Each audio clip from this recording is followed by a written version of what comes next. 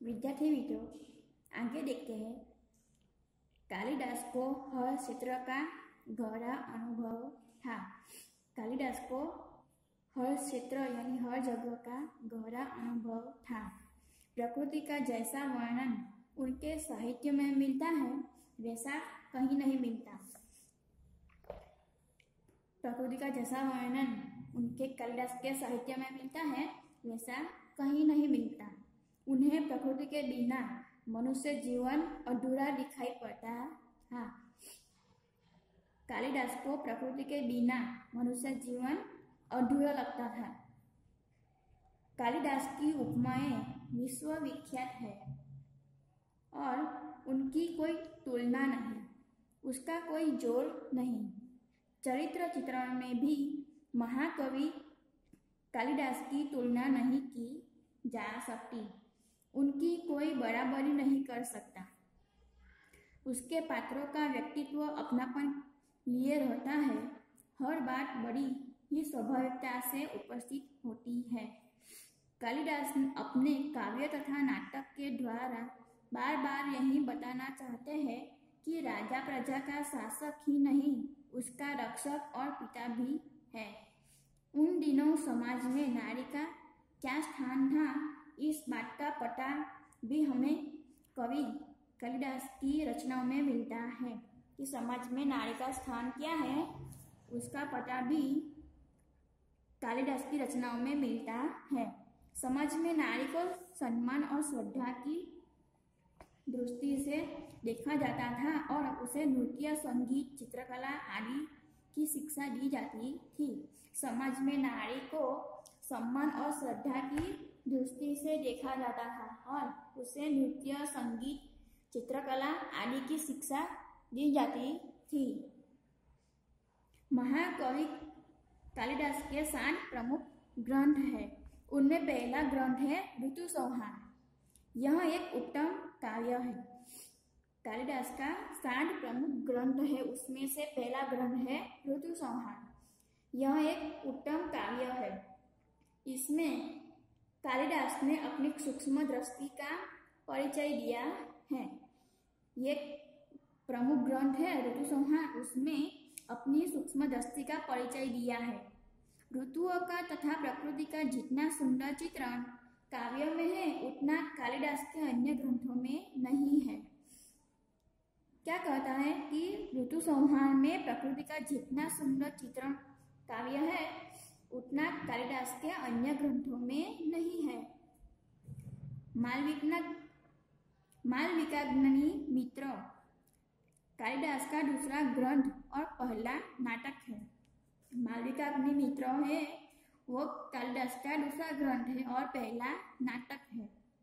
उसमें 5 अंग और विदिशा के राजा अग्निमित्र तथा विदर्भ की राजकुमारी मालविका की प्रेम कथा है। मालविकाग्नि मित्र में के विदिशा के राजा अग्निमित्र तथा विदर्भ की राजकुमारी का मालविका की प्रेम कथा है। तीसरा ग्रंथ है विक्रमोर्वशीयम, कालिदास का दूसरा नाटक है। कालिदास का दूसरा नाटक क्या है तो विक्रमोर्वशीयम। इसमें 5 अंक है। विक्रमोर्वशीयम में कितने अंक हैं तो 5 अंक है तथा महाराज पुरुरवा और उर्वशी की प्रेम कथा का चित्रण किया गया है।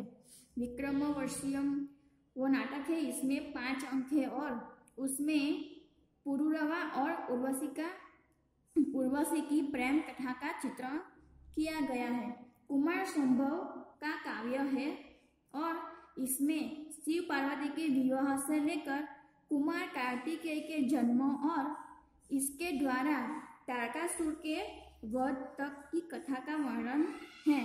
कुमार संभव में शिव पार्वती के विवाह से लेकर कुमार कार्तिकेय के जन्म और इसके द्वारा तारकासुर के वध तक की कथा का वर्णन कुमार संभव में है। मेघदूत कालिदास का 5वां ग्रंथ है। यह भी एक खंड काव्य है और इसके शुरू में कालिदास ने बादल को दूत बनाकर कुबेर की नगरी अलकापुरी तक का मार्ग बताया है। मेघदूत में कालिदास ने बादल को दूत बनाकर कुबेर की नगरी अलकापुरी है का तर्क मार्ग बताया है। मार्ग यानी रास्ता बताया है। इसके उत्तरार्ध में यक्ष ने अपनी विरहिणी प्रिया को पहचानने के उपाय मेघ को बताए हैं और अपना संदेश दिया है। इस काव्य में वर्षा काल और विरह का वर्णन खूब निखरा है। इसमें भारत के भूगोल की भी अच्छी जानकारी दी गई है। रघुवंश एक महाकाव्य है। कवि कालिदास ने रघुवंश की कथा कहने से पहले ये कह दिया है कि कहाँ तो सूर्य से उत्पन्न हुआ यह वंश, कहाँ मोटी बुद्धि वाला, मैं तो तिनकों से बनी छोटी सी नाव लेकर अपार समृद्धि को पार करने की बात सोच रहा हूँ। सूर्यवंश के दिलीप से लेकर कुश और उनके अनेक उत्तराधिकारियों तक की कथा रघुवंश में है। रघुवंश एक महाकाव्य है। कालिदास ने रघुवंश की कथा से कहने से पहले कह दिया है कि कहाँ तो सूर्य से उत्पन्न हुआ यह वंश, कहाँ मोटी बुद्धि वाला, तिनकों से छोटी सी नाव लेकर अपार समुद्र को पार करने की बात सोच रहा हूँ।